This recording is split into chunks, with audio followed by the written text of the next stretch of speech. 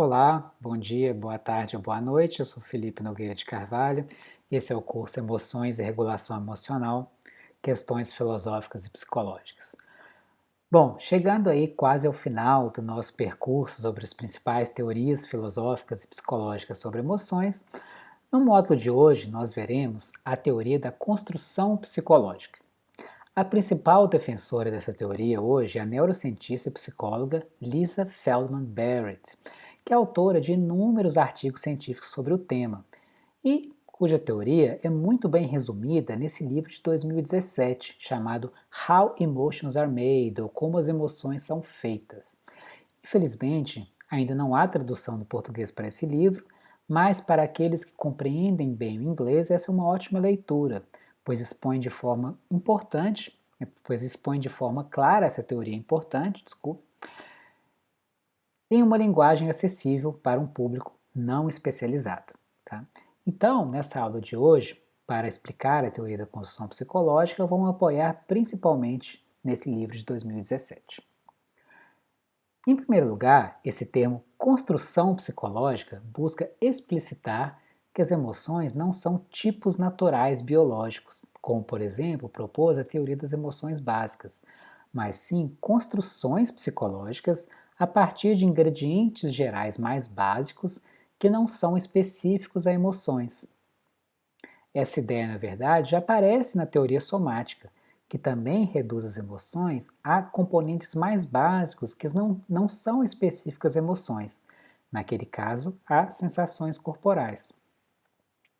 Mas a teoria da construção psicológica vai colocar um importante ingrediente a mais nesse processo de construção de emoções, que é a categorização, a conceitualização das sensações corporais, é você aplicar um conceito de emoção a uma sensação corporal.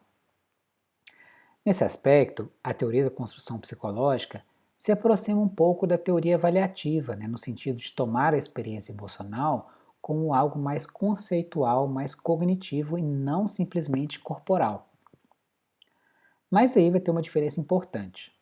A teoria avaliativa, como nós vimos na unidade passada, ela vai olhar apenas para o aspecto cognitivo e normativo das emoções. Ela está tentando explicitar a estrutura avaliativa ou intencional específica de cada emoção.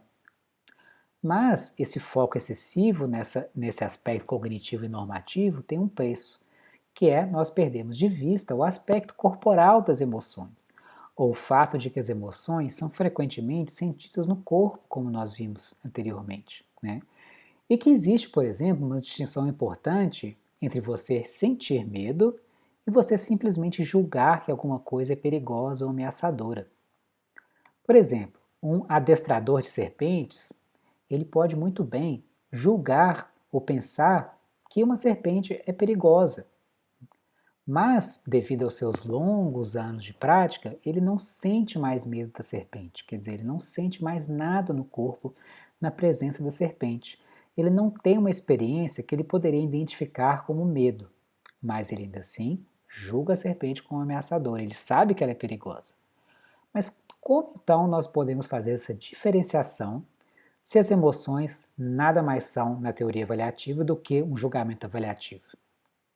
Nesse sentido, a teoria da construção psicológica pode ser compreendida como um meio termo entre uma teoria somática e uma teoria avaliativa, porque ela vai considerar tanto os aspectos corporais como os cognitivos nesse processo de construção de emoções. E para entendermos o que motiva a teoria da construção psicológica, nós vimos aí na teoria das emoções básicas que as emoções seriam programas biológicos inatos, com características expressivas universais. Quer dizer, onde quer que você esteja no mundo, no Brasil, no Japão, no Zimbábue, na Nova Guiné, na Austrália, as pessoas arregalam os olhos e abrem a boca quando sentem medo, cerram os dentes e franzem as sobrancelhas quando estão com raiva e assim por diante. Mas, para aqueles que já leram o texto da Lisa Feldman Barrett, que foi disponibilizado no espaço virtual do curso, isso não é verdade. As pessoas ao redor do mundo tendem a escolher a mesma expressão para as categorias de emoções básicas, como nós vimos lá na unidade da teoria das emoções básicas, Justamente porque naqueles experimentos, os psicólogos fornecem uma lista fechada de categorias para as pessoas escolherem. Mas quando isso não é feito, quando se deixa a escolha mais aberta, ou quando a palavra não está disponível, essa universalidade simplesmente desaparece e nós não temos mais essa evidência. Por isso, eu recomendo muito a leitura desse texto. E de fato, se nós começarmos a pensar sobre a nossa própria experiência emocional, nós veremos o quanto ela é incrivelmente diversa e variada, muito mais do que a teoria das emoções básicas é capaz de admitir. Parece óbvio que muitas vezes, quando estamos com raiva, nós não cerramos os dentes nem franzimos as sobrancelhas, né? E às vezes nós nem sorrimos quando nós estamos contentes, por exemplo. E isso não é só porque nós não queremos expressar nossas emoções de certa maneira quando nós estamos em público, como sugeriu Paul Ekman com aquele conceito de regras de exibição que nós vimos naquela unidade, mas sim porque nós temos um repertório amplo associado a cada emoção, que depende muito mais do contexto em que nós nos encontramos do que de um suposto sinal universal associado a cada emoção. Quer dizer, a mesma expressão facial aqui pode expressar uma grande diversidade de emoções. Então aqui, por exemplo, nós temos uma expressão prototípica de nojo, de repugnância, em diferentes contextos, contexto de repugnância, de luto e de raiva. E também uma mesma emoção pode ser expressa de diversas formas. Olhem, por exemplo, para essa imagem. O que você acha que essa mulher está sentindo? Terror? Dor? Luto? Medo? Raiva? Na verdade, isso é euforia, alegria. É a expressão da tenista Serena Williams quando ela acaba de ganhar um campeonato de tênis. Ou seja, nós podemos gritar de felicidade, gritar de raiva, de medo, de repugnância. E quando nós estamos contentes, nós podemos rir, sorrir, chorar, gritar e assim por diante. Não há nada de fundamental em uma dessas expressões em detrimento de outras. Todas elas fazem parte do nosso repertório expressivo emocional, certo? Da mesma forma, não há sinais fisiológicos universais associados a cada emoção. Quando nós sentimos medo, em alguns casos, nossa pressão pode subir ou ela pode descer. Nós podemos sentir o coração bater mais depressa ou às vezes não, e assim por diante. Então, para a teoria da construção psicológica, essa variabilidade, não diz respeito apenas a alguns casos atípicos, algumas exceções da teoria, mas sim a um aspecto central e fundamental das emoções: variedade, variabilidade. Toda teoria, segundo eles, deve partir dessa constatação. Tá? Para fazer então uma comparação com outras teorias que nós vimos até agora, como por exemplo a teoria das emoções básicas, a construção psicológica vai se interessar pelo papel dos fatores biológicos naquilo que nós chamamos de emoções. Assim como a teoria somática, ela vai se interessar pelo papel das sensações corporais. E assim como as teorias avaliativas, ela vai se interessar sobre como as emoções podem conferir significado ao nosso mundo, aos estímulos sensoriais que nos deparamos. Mas, segundo essa teoria da construção psicológica, emoções não são objetos pré-definidos ou tipos naturais, mas sim construções do nosso cérebro a partir de ingredientes mais básicos e mais gerais.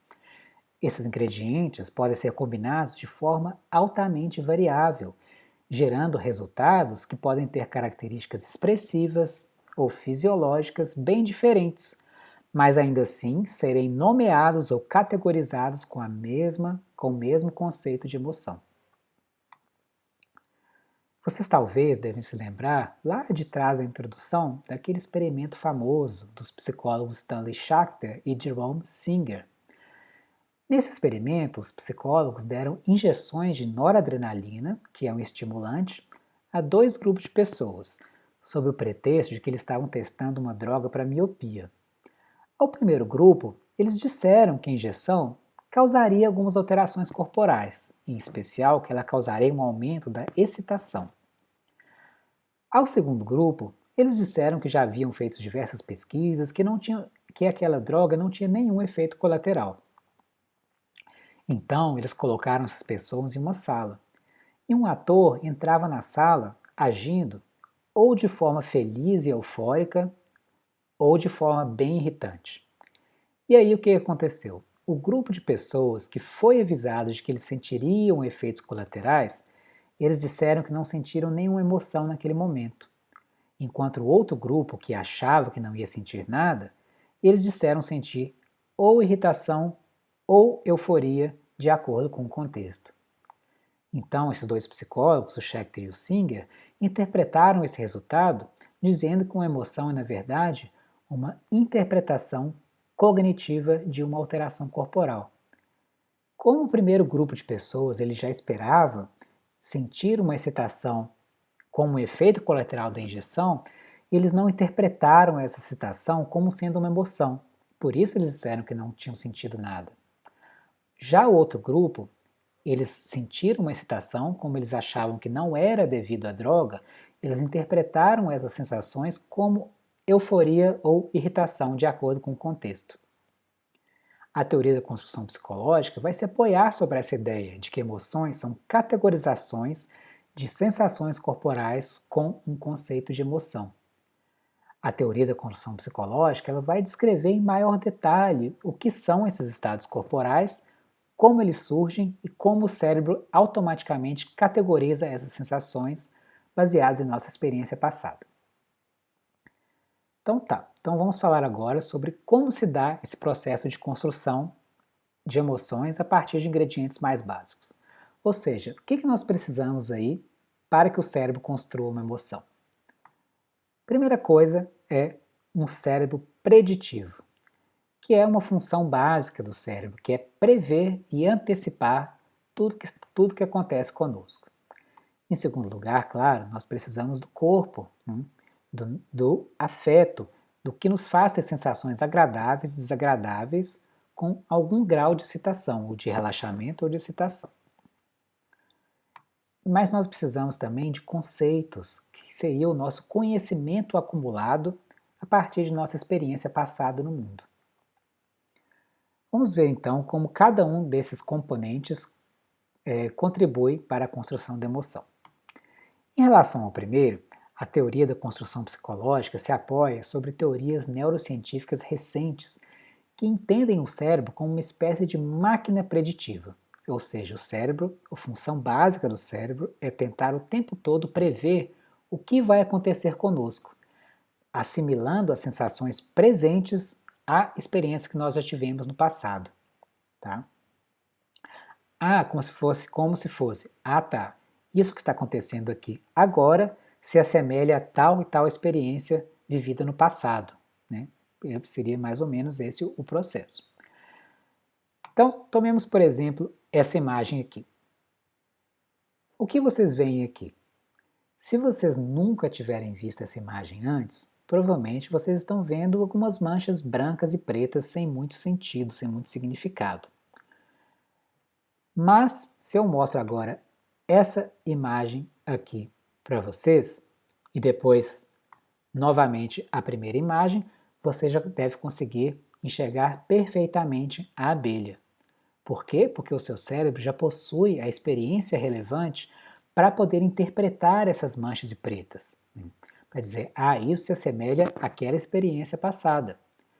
Então, o que você enxerga é uma combinação daquilo que está na tela, dessas manchas brancas e pretas, do que está na sua cabeça, nas regularidades estatísticas que o seu cérebro armazena durante a sua vida para dar sentido às suas sensações. Então, durante toda a sua vida consciente, o seu cérebro usa a sua experiência passada para prever e construir a sua experiência presente. Um outro exemplo desse tipo, olhem, por exemplo, essa imagem. Esses dois quadrados, A e B, na figura que você vê na figura de cima, eles têm a mesma cor. Mas o seu cérebro prevê que um deles está na sombra e o outro não. Então ele vai construir uma experiência diferente da cor de cada quadrado, nesse caso. Mas se você elimina essa informação sobre a sombra, como na figura de baixo, você vê que A e B são, na verdade, da mesma cor.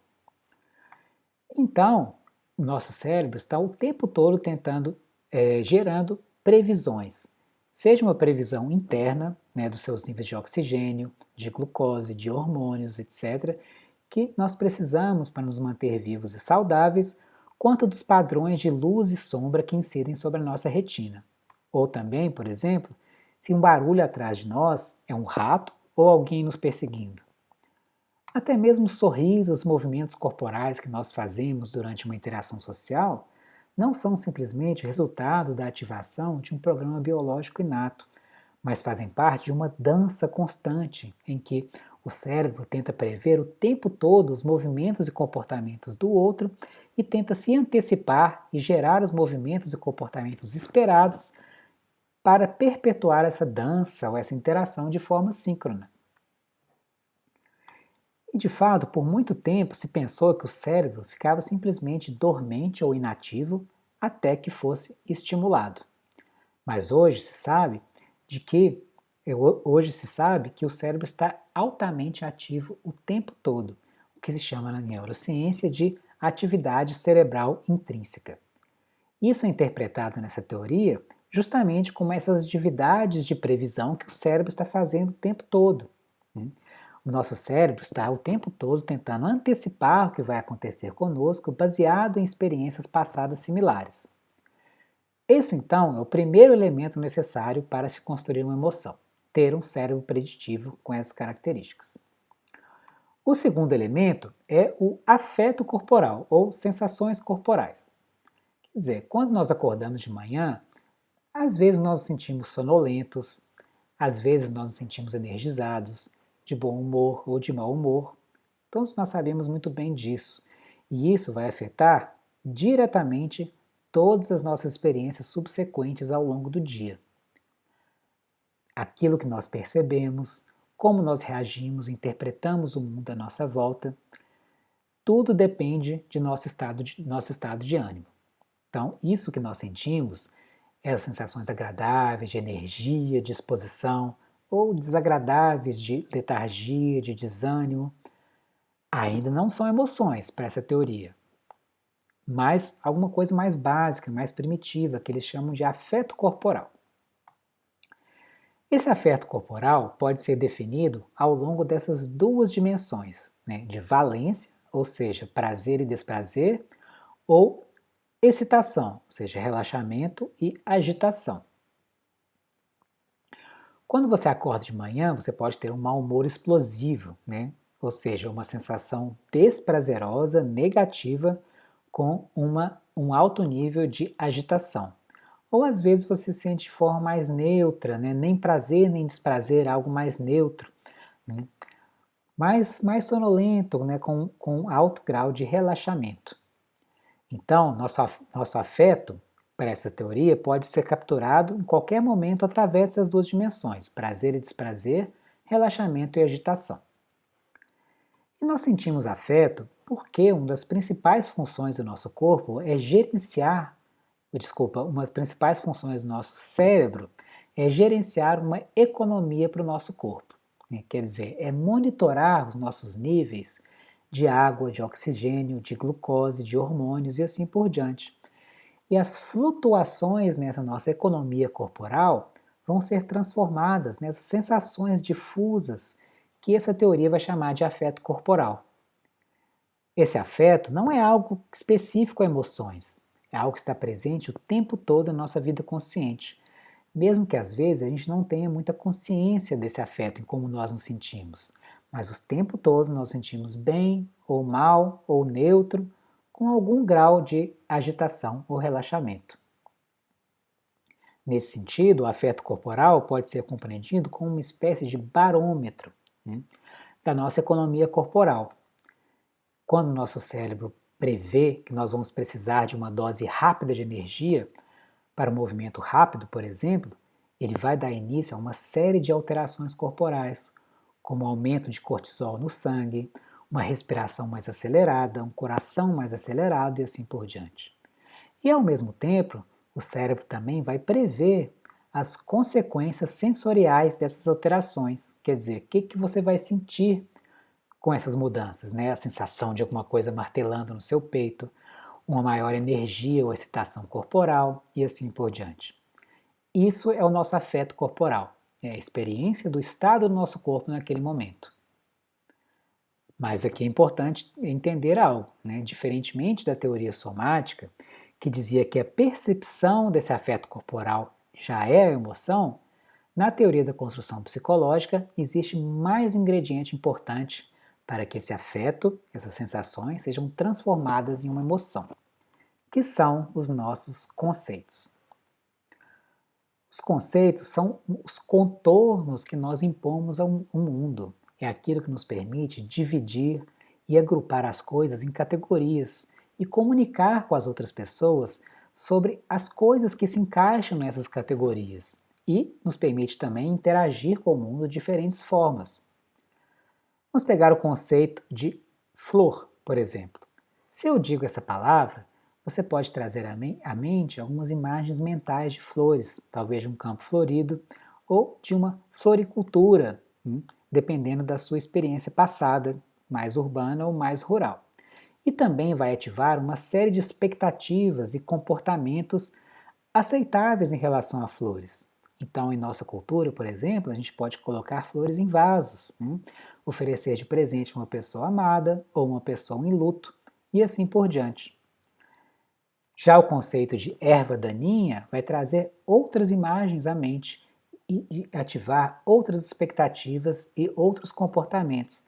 Vai te levar a querer arrancar, a jogar fora, você vai ver aquilo como algo negativo.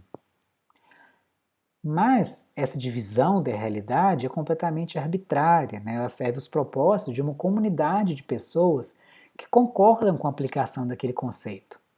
E uma mesma espécie vegetal pode ser considerada como uma flor ou como uma erva daninha, dependendo do propósito, e até mesmo como alimento em muitos casos, como nós temos aí as punks, ou plantas alimentícias não convencionais. Claro, há um debate muito extenso e muito complexo na filosofia e na psicologia sobre o que são conceitos. E a gente não vai entrar nesse debate, mas no contexto dessa aula de hoje, nós podemos entender os conceitos como as predições sobre o que são certos estímulos e o que fazer com eles, de acordo com nossa experiência passada.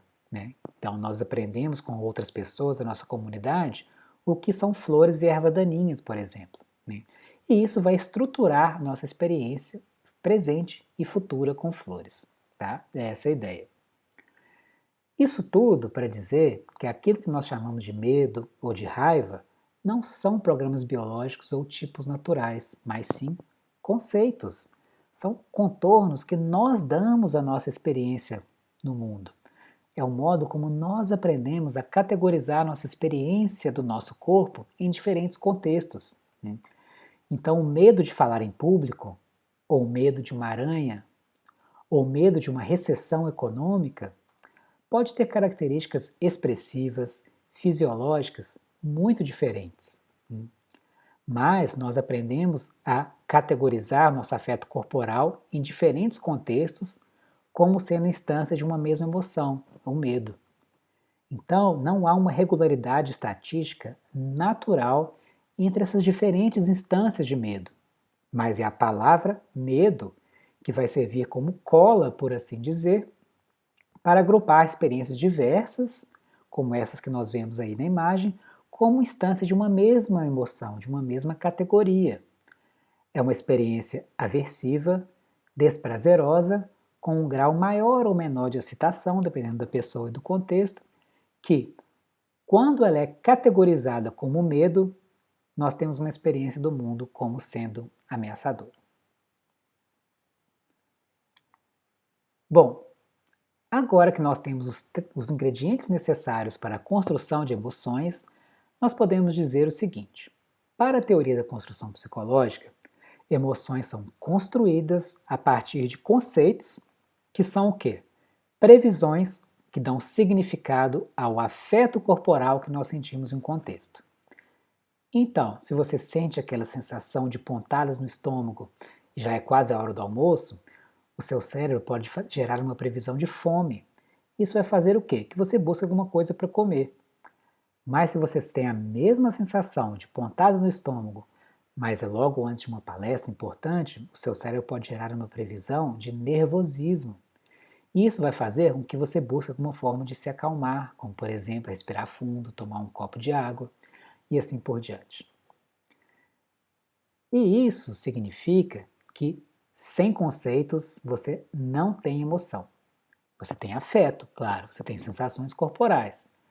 Você pode sentir bem ou mal com algum grau de excitação, mas você não tem emoção, que é algo mais complexo, que envolve o quê?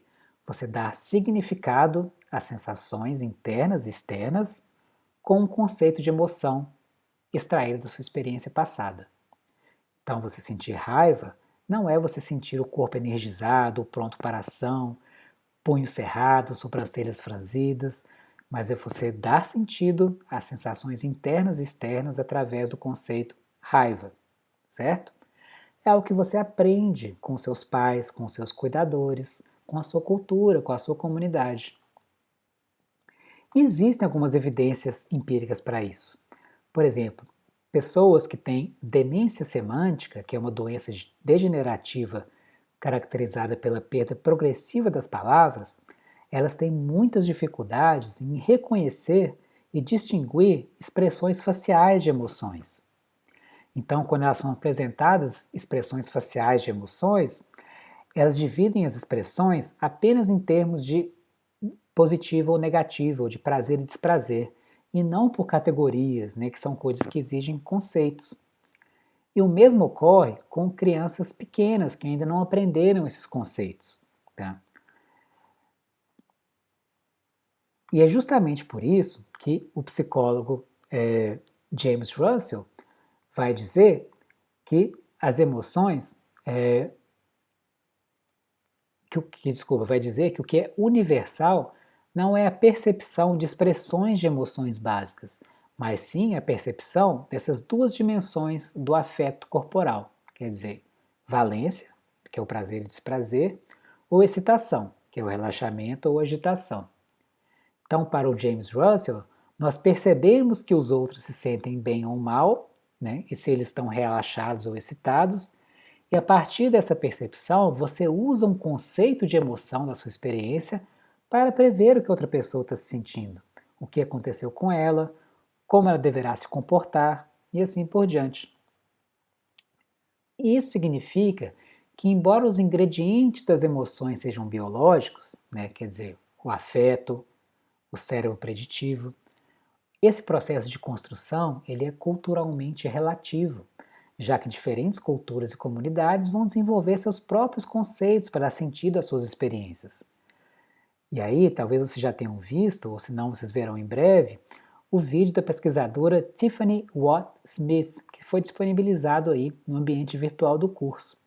Ou talvez naquele artigo do jornal É o País, que eu também coloquei no espaço virtual. E aí vai estar muito claro como cada cultura terá suas próprias palavras que vão capturar diferentes aspectos das experiências corporais e cognitivas dessas pessoas no mundo. Cada um desses conceitos é um processo de conferir significado ao afeto corporal em um contexto. Então você tem, por exemplo, o conceito de album book, né, da Papua Nova Guiné, que seria aquela assim, uma sensação desagradável, desconfortável, de uma espécie de vazio que é deixado quando uma visita vai embora. Todos esses conceitos são formas de prever um afeto corporal em um contexto. Então, se você é um habitante da Papua Nova Guiné, você sente aquela sensação desconfortável e uma visita acabou de ir embora, né, você já vai prever uma instância de Aumbook. É isso que você está sentindo naquele momento. Você vai sentir Aumbook naquele momento. Em um outro contexto, em uma outra cultura, o cérebro poderia gerar uma previsão diferente. Amor, tristeza, saudade, o que leva a experiências, expectativas e comportamentos completamente diferentes. E isso é interessante, porque muitas pessoas possuem poucos conceitos para fazer sentido de suas vidas emocionais.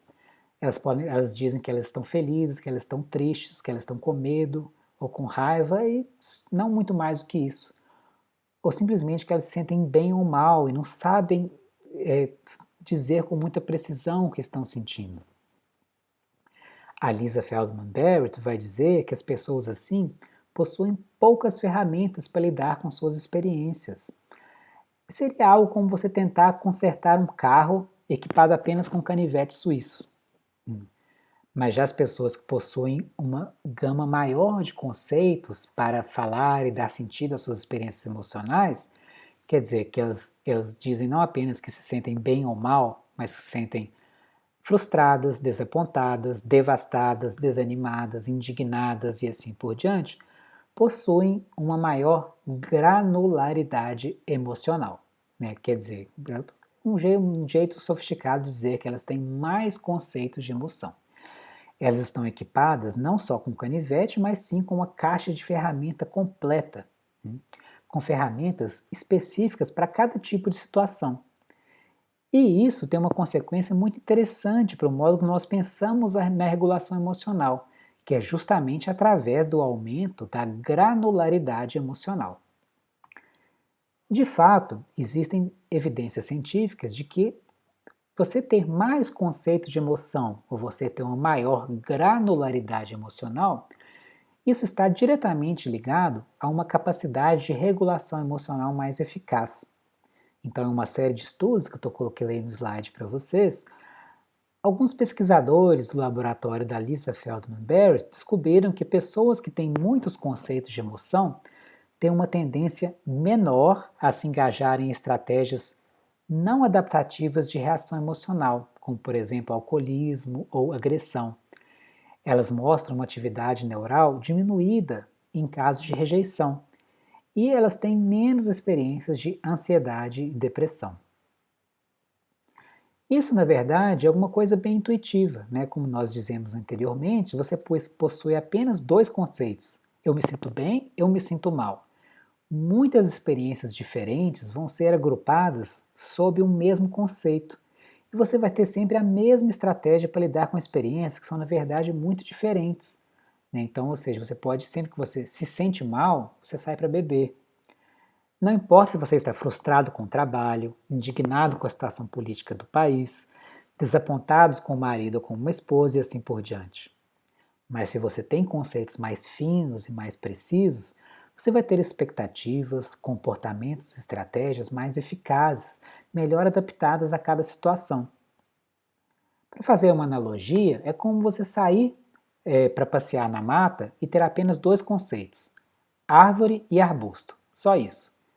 Isso não vai te equipar com boas estratégias para saber o que fazer face a diferentes tipos de árvores e de arbustos. Mas já alguém que tem uma ampla gama de conceitos, de diferentes espécies e tipos de árvores e arbustos, vai saber que aquela árvore tem bons frutos para comer, que esse arbusto tem folhas que dá para fazer chá, que aquele arbusto abriga uma espécie de cobra venenosa e assim por diante. É uma experiência completamente diferente de um passeio na mata. De forma similar, se eu estou indignado com alguma coisa, eu posso me engajar em alguma ação direta, ou protesto, um abaixo-assinado. Se eu estou frustrado, eu posso tentar fazer algo que tenho feito de forma diferente. Se eu estou desapontado, eu posso rever minhas próprias expectativas e refletir sobre se essas expectativas eram de fato realistas, e assim por diante. Então você tem ferramentas mais finas para lidar com a sua experiência. E é justamente por isso que a Lisa Feldman Barrett diz que é importante você ler livros, romances, assistir filmes, aprender outras línguas, né, saber, ver modos de descrever experiências emocionais de forma mais profunda, mais precisa, porque isso vai te abrir para novos conceitos que são nada mais são do que novas formas de dar sentido às sensações internas e externas em diferentes contextos. Para aqueles que têm filhos, aqui é de fundamental importância falar sobre sentimentos e apresentar aos seus filhos muitos conceitos que vão além de simplesmente se sentir bem ou se sentir mal, pois isso vai equipá-los com estratégias mais eficazes de lidar com os inúmeros desafios que atravessam durante a infância e a adolescência. Então, nos links aqui dessa unidade, nós podemos ver alguns desses exemplos, como conceitos que podemos aplicar em nossa própria experiência. Como a Lisa Feldman Barrett diz naquela palestra TED que eu disponibilizei aqui no espaço virtual desse módulo, nós não estamos à mercê das nossas emoções, né? Ao invés disso, nosso cérebro constrói a nossa experiência emocional a partir do nosso próprio repertório conceitual. Embora a gente não pode interferir diretamente nesse processo de construção, você pode esculpir esse processo para que ele sirva melhor aos seus propósitos, né, e te dê uma vida emocional mais rica e mais significativa. Em outras palavras, você pode fornecer mais ingredientes para o seu cérebro, que assim, né, para utilizar aqui uma metáfora, uma analogia, ele não vai fazer só o mesmo pão de sal de todo dia, mas ele vai fazer pão de alecrim, de marguerita, de calabresa, de ervas finas, de cebola, de salsa e assim por diante, certo? Então, para concluir, eu sugiro que vocês façam esse exercício e vocês vão encontrar aí um modelo no espaço virtual dessa unidade, que é aumentar a sua granularidade emocional. Leiam os artigos indicados aqui nessa unidade. Tentem se lembrar de vezes que vocês se sentiram daquela forma. Claro, talvez vocês nunca tenham se sentido daquela forma específica que descreve alguns daqueles conceitos. Mas para aqueles que conseguem se ver, se identificar ali, tentem se lembrar de como vocês se sentiram. E aí fiquem atentos para instâncias futuras daquela experiência em suas vidas. Tenham e adquiram e construam ferramentas mais precisas e mais eficazes para lidar com sua experiência. Bom, pessoal, é isso que eu tinha para dizer aqui na aula de hoje e obrigado pela atenção e a gente se vê na próxima unidade.